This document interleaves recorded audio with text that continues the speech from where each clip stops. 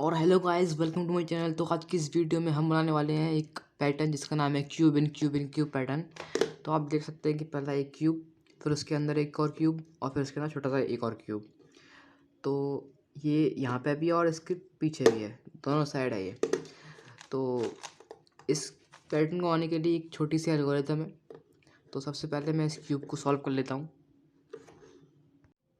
Guys, अब आप देख सकते हैं कि क्यूब मैंने सॉल्व कर लिया है। अब इसके बाद आपको एक एल्गोरिथम लगानी है। आप देख सकते हैं, आप इसका या तो फ़ोटो खींच लो या फिर इसको किसी पे नोट कर लो।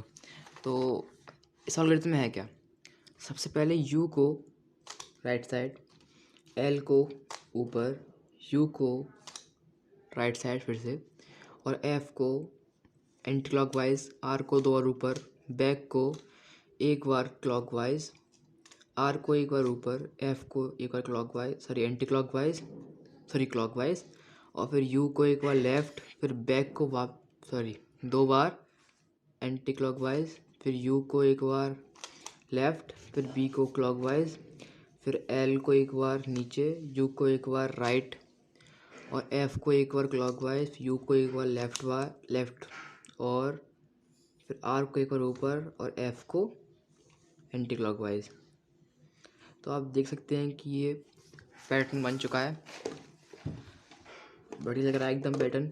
अगर वीडियो अच्छी लगी तो वीडियो को लाइक करना और चैनल को सब्सक्राइब करना।